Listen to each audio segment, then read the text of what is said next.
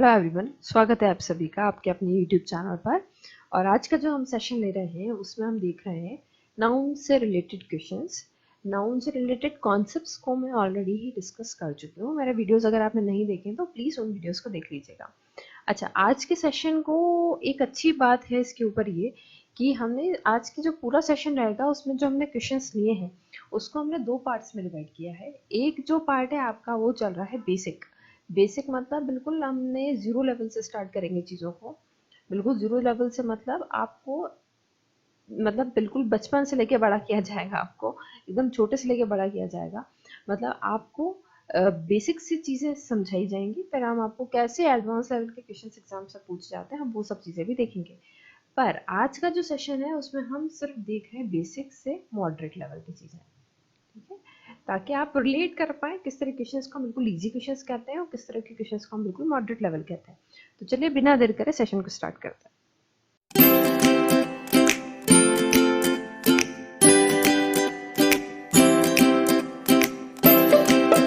चलिए, अब जो स्टार्टिंग हम कर रहे हैं वो कर रहे हैं बेसिक लेवल पर। जो बेसिक लेवल के क्वेश्चंस हैं अब आपके स्क्रीन पर आ रहे हैं। क्वेश्चन नंबर 1 है, फटाफट सॉल्व करने की कोशिश कीजिए एरर क्या है। क्वेश्चन को हम अगर रीड करते हैं तो क्वेश्चन में आ रहा है The house with all its furnitures and exotic plants was sold for ₹50,000 या फिर नो एरर। चलिए देखते हैं। मैं हमेशा कहती हूँ जब भी आप एरर डिटेक्शन के क्वेश्चंस करें तो हमेशा चेक करा करिए कि सब्जेक्ट क्या है। अगर आप सब्जेक्ट निकालने की कोशिश कर लेंगे तो फिर उसके रिलेटेड वर्ब देखा करिए। बस अगर ये दो चीज़ें अगर आप आसानी से कर पा रहे हैं तो आगे की कहानी ईजी होने वाली है। पर सबसे बेसिक काम जो है एरर डिटेक्शन में आपको ये करना ही पड़ेगा। तो चलिए देखते हैं। हमने अगर बात करें तो सेंटेंस की स्टार्टिंग से हम रीड करें तो हमें मिल रहा है हाउस के बारे में बात हो रही है, पर हाउस के साथ ही साथ विथ ऑल लगा हुआ है। विथ ऑल जोड़ रहा है हाउस को, मतलब हाउस के बारे में तो बात हो ही रही है, साथ ही साथ विथ ऑल, विथ ऑल, ठीक है, साथ ही साथ वो जोड़ रहा है एक और नाउन को जो कि क्या है, फर्नीचर्स है। आई होप क्लियर हुई होगी चीज। तो देखो, हाउस और फर्नीचर्स मुझे दो नाउन मिले। हाउस को अगर आप देखोगे तो ये कैसा नाउन है, countable, you can count the number of houses, है ना, तो आप काउंट कर सकते हो ना, एक घर दो घर, बिल्कुल। पर फर्नीचर बता चुकी हूँ मैं, फर्नीचर कैसा नाउन होता है, अनकाउंटेबल होता है, ये बात आप जानते हैं। अगर अनकाउंटेबल है तो दिमाग में दो चीजें तुरंत आ जाना चाहिए। एक तो अनकाउंटेबल किस फॉर्म में एग्जिस्ट करते हैं, सिंगुलर फॉर्म में एग्जिस्ट करते हैं, और दूसरा अनकाउंटेबल के साथ कोई भी ए या एन आर्टिकल यूज नहीं होता। ये दो बातें आपके दिमाग में आ जाना चाहिए। और कॉन्सेप्ट्स अगर आपके क्लियर नहीं है तो आप मेरे सेशंस को देख सकते हैं, उसमें मैंने अच्छे डिटेल में आपको ये चीज़ समझाई है। अच्छा, तो अगर फर्नीचर अनकाउंटेबल नाउन है इसका मतलब फर्नीचर्स नहीं हो सकता, ठीक है, इसका मतलब फर्नीचर्स नहीं हो सकता। आपको इसकी जगह क्या यूज करना पड़ेगा, सिंपली फर्नीचर। ये बात आप ध्यान रखिएगा, क्योंकि फर्नीचर्स अनकाउंटेबल है तो इसको आप किस फॉर्म में एग्जिस्ट कराएंगे, सिंगुलर फॉर्म में ही एग्जिस्ट करवाएंगे। चलिए आगे बढ़ते हैं। नेक्स्ट क्वेश्चन जो आ रहा है वो है, रीड करिए, फटाफट एरर फाइंड करने की कोशिश कीजिए। The police is investigating for the reason happening in the area, या फिर नो एरर। चलिए बात करने फिर से देखते हैं। सबसे पहले सब्जेक्ट, सब्जेक्ट है द पुलिस, ठीक है, पुलिस के बारे में बात हो रही है। याद रखिएगा, पुलिस हुआ एक वर्ड, कैटल हुआ, कैवलरी हुआ, कैवलरी हुआ, इन्फेंट्री हुआ, क्लर्गी, मेजॉरिटी,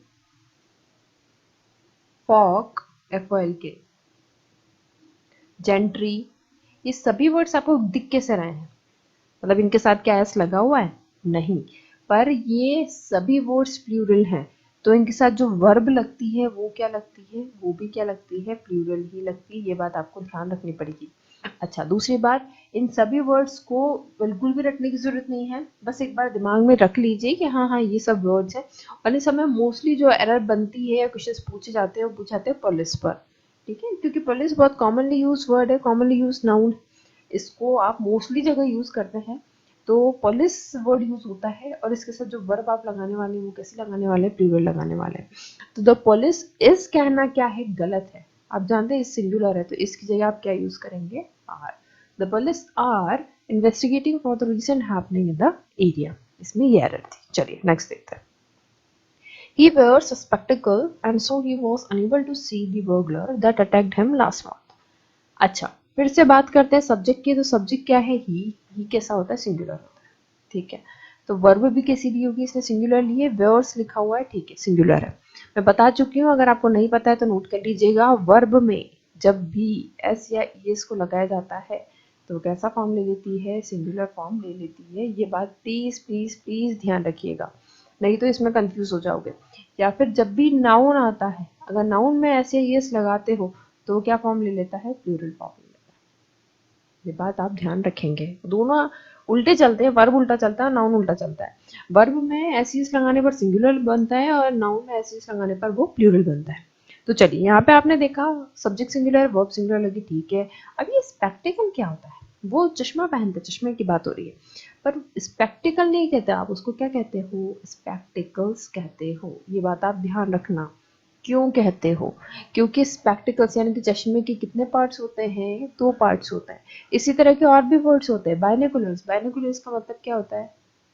बाइनोकुलर्स का मतलब होता है दूरबीन, ठीक है। इसके भी 2 पार्ट्स होते हैं, आप जानते हैं। लेगिंग्स, लेगिंग्स जानते होंगे, इसके भी 2 पार्ट्स होते हैं। ट्राउजर्स, ट्राउजर्स जो पहनी जाती हैं वो भी इसमें 2 पार्ट्स होते हैं, इसलिए एस लगा रहता है हमेशा। और देख लेते हैं, पैंट्स, पिंसर्स, फ्लावर्स, टोंग्स, ये सभी में 2 पार्ट्स होते हैं। पिंसल्स क्या होते हैं? आपने घर में देखी होगी, संसी होती है जिससे हम कोई भी वेसल को पकड़ते हैं, वो पिंसल्स कहलाती हैं। फ्लावर्स इज बेसिकली एक टूल होता है, जानते होंगे, घर में यूज होता है मोस्टली। टोंग्स का मतलब होता है चिमटा, ठीक है, जिसके 2 पार्ट्स होते हैं, ठीक है। इन सभी वर्ड्स के 2 पार्ट्स होते हैं और इनके साथ हमेशा क्या लगता है? एस लगता है। ये इन वर्ड्स को याद रखने का तरीका ये होता है कि हमेशा 2 पार्ट्स में होते हैं, इनके साथ एस लगता है, एस लगता है, तो वर्ब भी इसके साथ जो लगती है वो कैसी लगती है? प्लूरल ही लगती है। तो चलिए, यहाँ पर तो खैर हमारा मेन वर्ब नहीं है स्पेक्टिकल, सिंपली स्पेक्टिकल की बात हो रही है। तो ये स्पेक्टिकल नहीं होगा, स्पेक्टिकल की जगह आपको क्या यूज करना पड़ेगा? Spectacles. It's wrong to say spectacle. In place of spectacle you have to use spectacles, ठीक है। चलिए आगे बढ़ते हैं। Question number 4.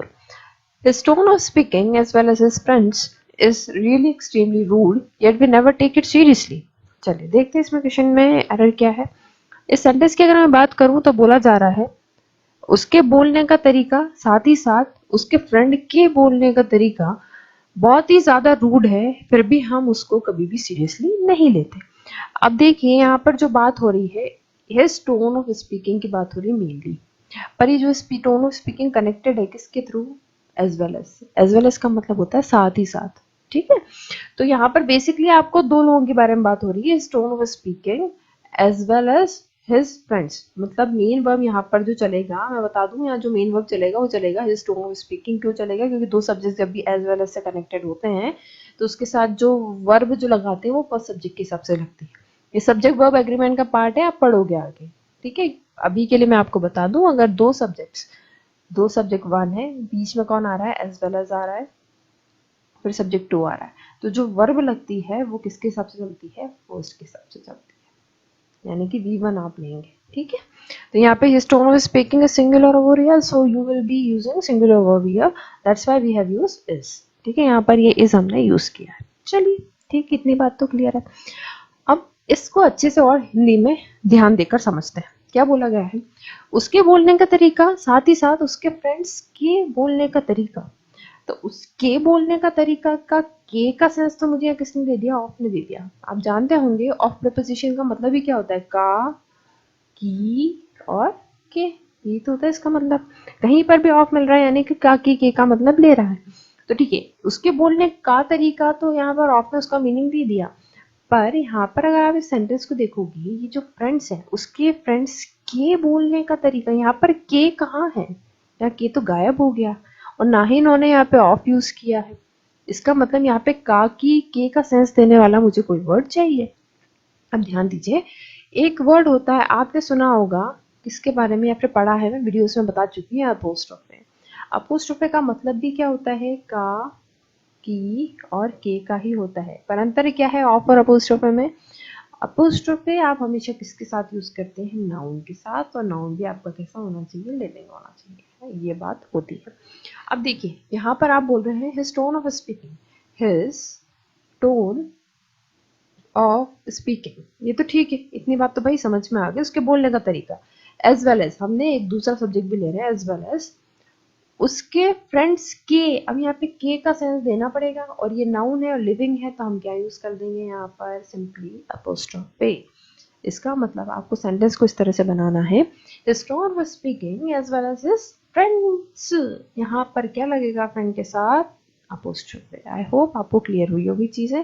देखिए कोई भी डाउट अगर आ रहा है, कोई चीज क्लियर नहीं हो पा रही, तो प्लीज कमेंट करके पूछते चलिएगा। चलिए आगे बढ़ते हैं। All the furniture have been sent to the new house located in a village.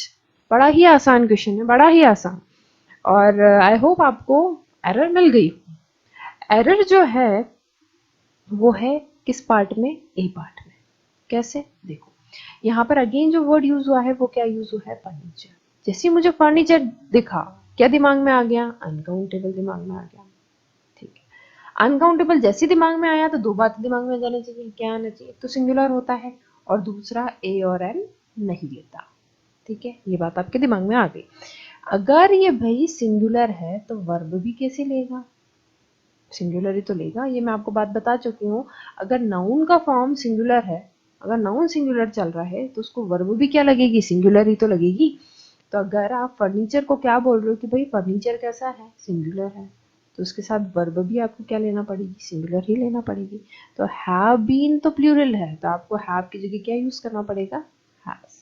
ठीक है, तो जो सेंटेंस बनेगा या फिर जो हमारे एरर करेक्शन जो बनेगी वो बनेगी, all the furniture has been sent to the new house located in a village। इस तरह से एरर बनेगी। चलिए आगे बढ़ते हैं। क्वेश्चन नंबर 6 फटाफट फाइंड करिए, बहुत ही आसान है, बहुत ही आसान, इस तरह क्वेश्चंस में करा चुकी हूँ। She doesn't think it is your house, it is somebody else। वो उसको नहीं लगता, वो नहीं मानती कि वो तुम्हारा घर है, पर उसको क्या लगता है, किसी और का है। ठीक है, ये मैं कॉन्सेप्ट बहुत अच्छे से सेशन जब ले रही थी तब बता चुकी थी, somebody else का। somebody का मतलब क्या होता है, somebody का मतलब होता है किसी, else का मतलब होता है और, ये तो होता है। अब यहाँ पर आप हिंदी में अगर सेंटेंस को बोलोगे तो कैसे बोलोगे, she doesn't think it is your house, it is somebody's house, किसी और का है।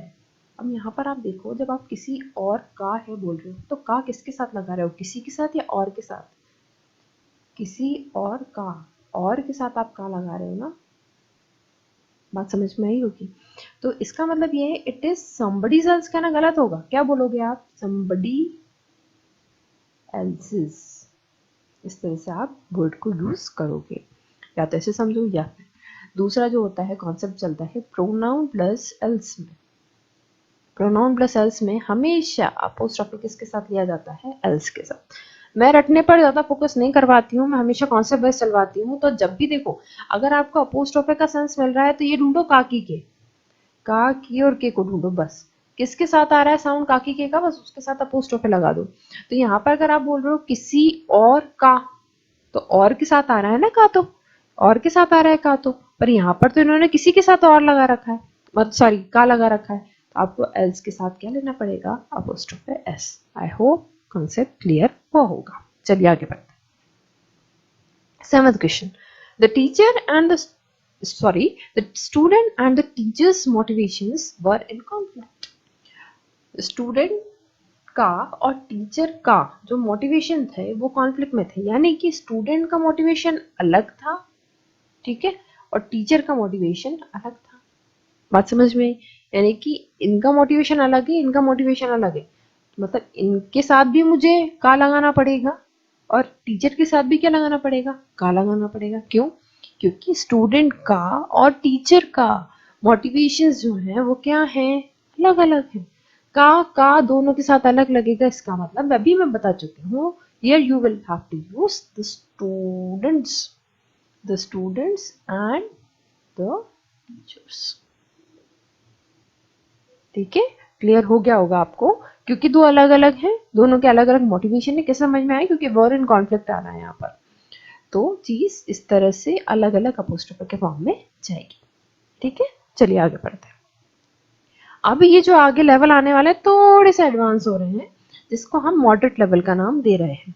ठीक है, अब मॉडरेट बनाया किस तरह से जाता है क्वेश्चंस को, वो देखिए। अब देखिए, यहाँ पर मॉडरेट बनाने का मतलब होता है थोड़ी सी लैंग्वेज को वेरी करो।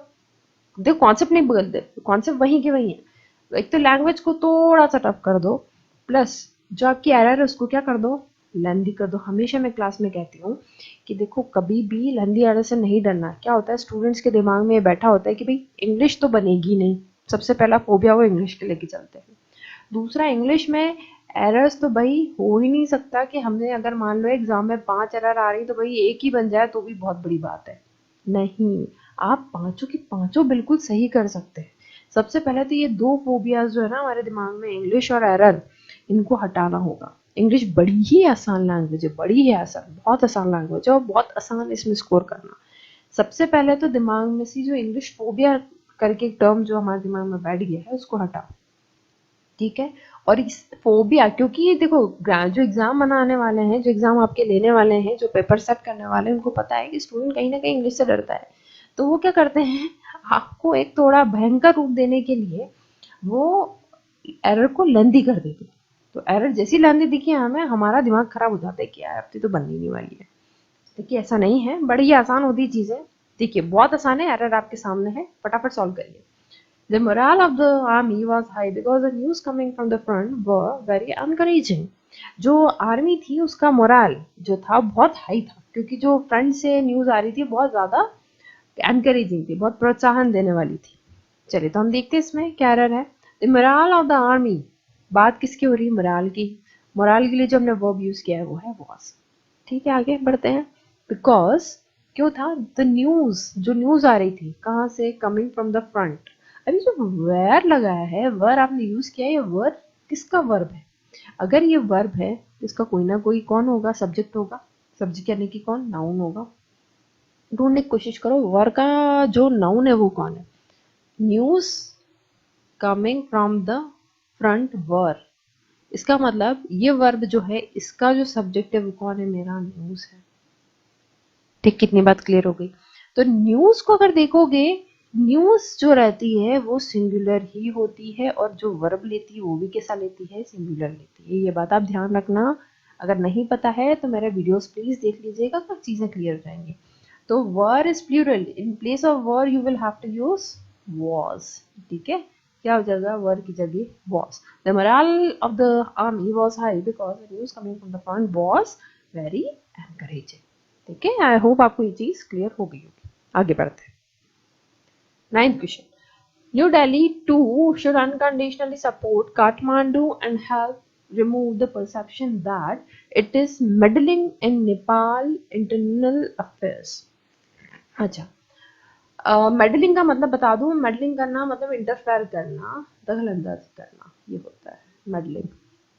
That it is meddling in Nepal international affair. देखो, Nepal, New Delhi too should unconditionally support Kathmandu and help remove the perception that. देखो न्यू दिल्ली को भी बिना कुछ कंडीशन लगाए सपोर्ट करना चाहिए, किसको, काठमांडू को।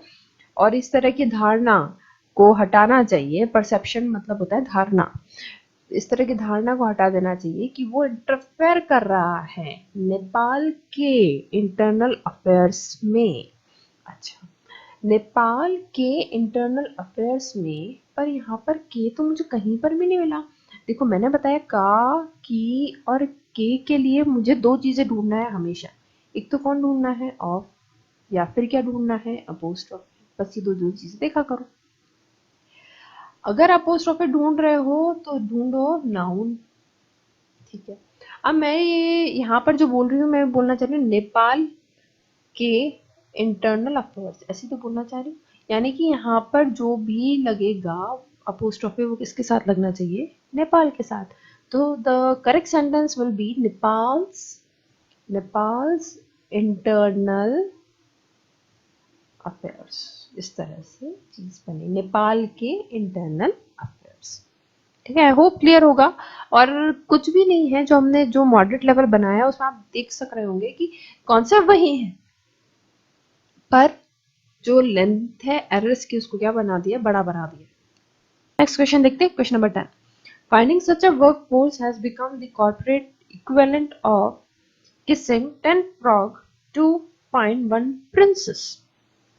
अच्छा यहाँ देखो थोड़ा सा, किसिंग 100 फ्रॉग, 100 फ्रॉग की बात हो रही है। फ्रॉग मतलब मेंढक होता है।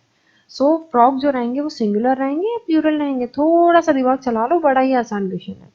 एक फ्रॉग तो क्या है, सिंगुलर है, ये मैं बता चुकी हूँ। और एक से ज्यादा जो भी चीज होती है वो किसमें चली जाती है, प्लूरल में चली जाती है। तो यहाँ पर तो 100 है, साफ साफ दिख रहा है। तो 100 फ्रॉग थोड़ी ना होते होंगे, 100 क्या होते होंगे, फ्रॉग्स होते होंगे। So the correct sentence will be finding such a workforce has become corporate equivalent of kissing 10 frogs to find one princess. क्या यूज करोगे यहाँ पर, 100 frogs। ठीक है, बड़ा ही आसान क्वेश्चन था और ये इस तरह के क्वेश्चंस बैंक एग्जाम्स में पूछे जा चुके हैं। इस तरह कॉन्सेप्ट्स को आप अच्छे से कर लीजिएगा। चलिए नेक्स्ट क्वेश्चन को देखते हैं। क्वेश्चन नंबर 11, ये तो मैं कई बार बता चुकी हूँ, बड़ा ही आसान क्वेश्चन है। In the course of 3 hours interaction an issue that emerged clearly was the gap between the people's aspiration and the speed at which institutional arrangements move in India. अच्छा देखो यहाँ पे एरर क्या है, मैं बात कर चुकी हूँ हाइफिनेटेड नाउन्स की। हाइफिनेटेड नाउन्स मैं पढ़ा चुकी हूँ। हाइफिनेटेड मतलब ये डैश, आप जानते हैं जिसको नाम से बोलते हैं। जब भी नाउन और एडजेक्टिव दोनों कनेक्टेड किसके थ्रू है, एक हाइफन के थ्रू, तो ये हमेशा किस फॉर्म में आता है, सिंगुलर फॉर्म में आता है। बड़ा ही आसान कॉन्सेप्ट है। तो यहाँ पे आप 3 hours नहीं बोलोगे, क्या बोलोगे, 3 hour। ठीक है, इट्स रॉन्ग टू से 3 hours। In place of 3 hours you will use 3 hour। जितने भी हाइफिनेटेड नाउन है वो किस फॉर्म में एग्जिस्ट करते हैं, सिंगुलर फॉर्म में एग्जिस्ट करते हैं। चलिए आगे बढ़ते हैं। Question number 12, the officer, the peon, and the clerk are brothers and must work together for the betterment of the organization. ठीक है, सब सेंटेंस का सब्जेक्ट देखते हैं तो किसकी बात हो रही है, ऑफिसर, पियन एंड क्लर्क की बात हो रही है। किसी भी ऑर्गेनाइजेशन में एक ऑफिसर होता है, पियन होता है और क्लर्क होते हैं। क्या ये सभी भाई होते हैं? ब्रदर तो जानते होंगे ना, ब्रदर मतलब ब्लड रिलेशन वाला भाई, ब्लड रिलेशन वाला भाई। तो अब एक बात बताओ, यहाँ पर जो सेंटेंस में सेंस आ रहा है ऑफिसर, पियन और क्लर्क का, क्या यहाँ पर ब्लड रिलेशन वाले भाई का सेंस दे रहा है? नहीं, यहाँ पर ये भाईचारे वाला सेंस दे रहा है। ये बात आप समझना। तो ब्रदर्स यूज करना यहाँ पे गलत होगा। इन प्लेस ऑफ ब्रदर्स आप यूज करोगे ब्रेथरन।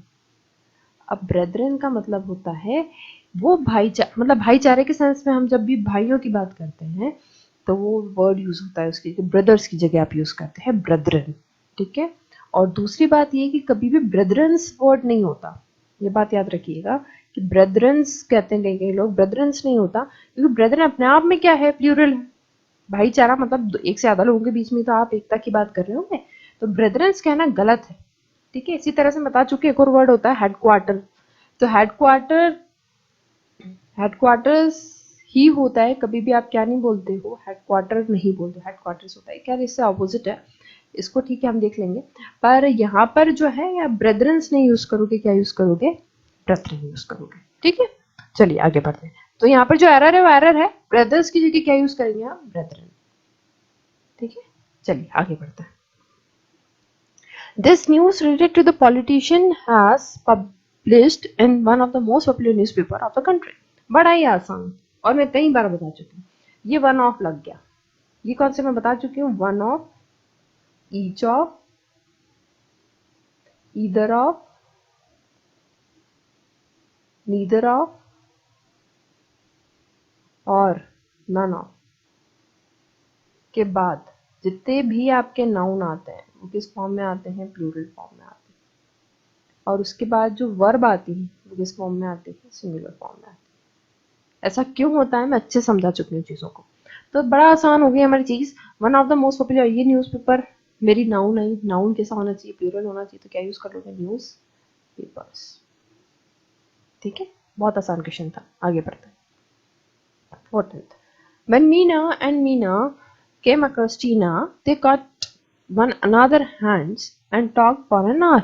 जब वीना और मीना किससे मिली, टीना से, तो उन्होंने एक दूसरे का हाथ हैंड मतलब हाथ, एक दूसरे का हाथ मतलब पकड़ा और 1 घंटे तक बातें करी।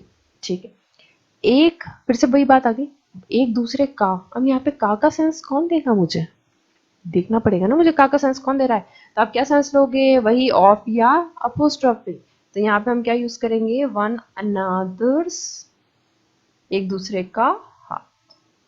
और अनादर के साथ ही क्यों यूज करा, हमेशा याद रखना, जहां पर भी का, की और के का साउंड आ रहा है, बस वहीं पर क्या लगा दोगे, अपोस्ट्रोफी लगा दोगे, और ज्यादा लोड मत लो इसके कॉन्सेप्ट में।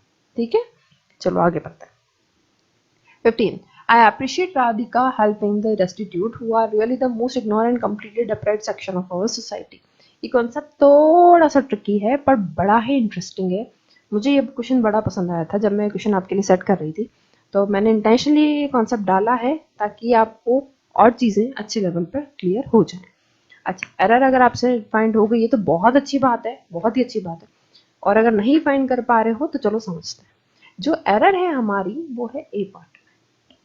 ए पार्ट में एरर क्यों है, आप इसको हिंदी में कन्वर्ट करने की कोशिश करो। मैं अप्रिशिएट करती हूँ, ठीक है, अप्रिशिएट मतलब पसंद करना।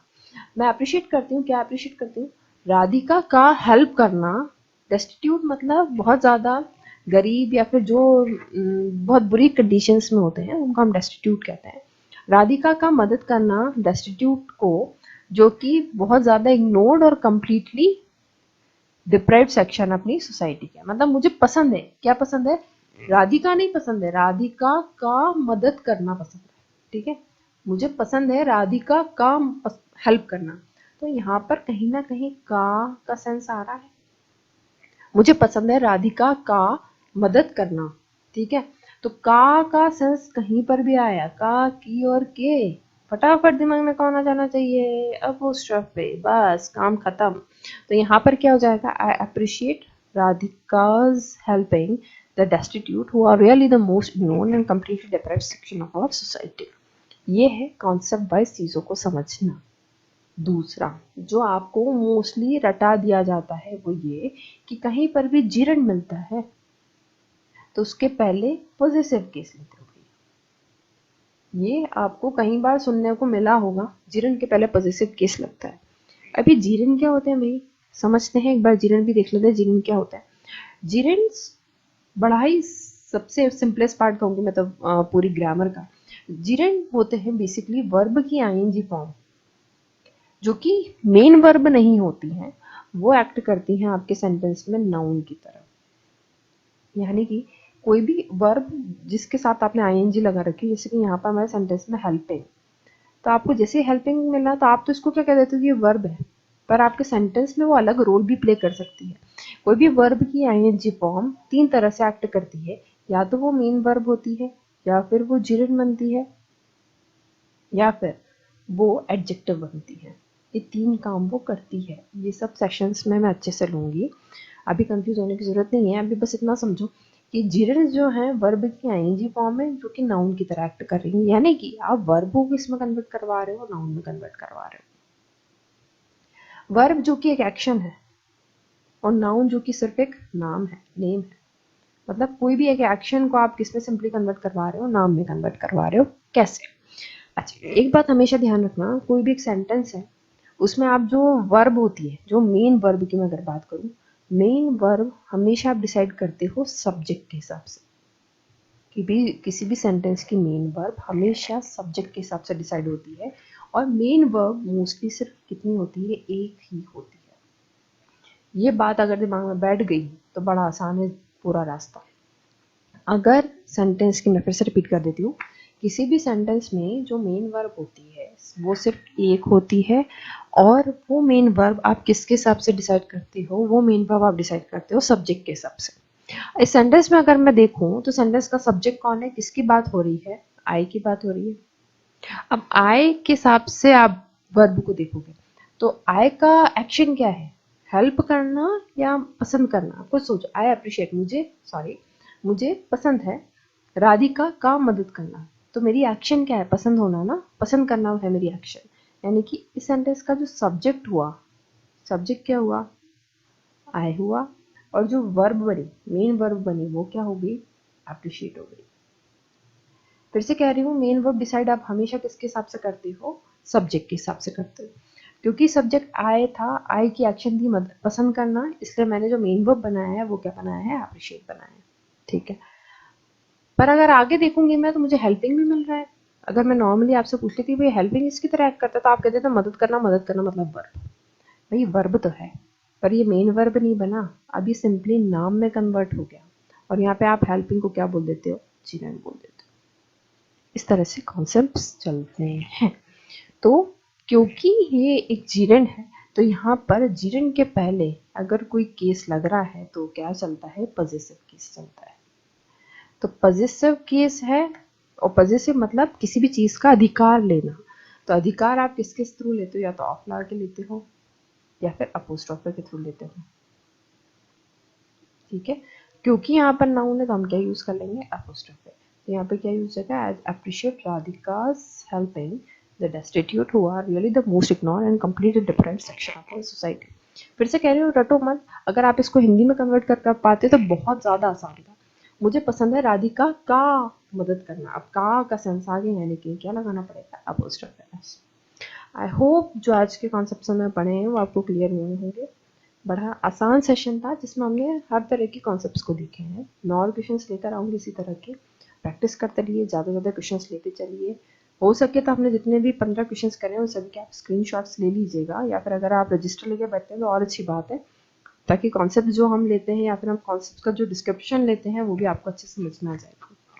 दूसरी बात, ये सेशन अगर पसंद आता है तो प्लीज़ वीडियो को लाइक करिए, ज़्यादा से ज़्यादा लोगों तक शेयर कीजिए, और अगर अभी तक चैनल को सब्सक्राइब नहीं किया तो प्लीज़ सब्सक्राइब करिए। बाकी मेरे नेक्स्ट वीडियो का इंतज़ार कीजिए। Thank you.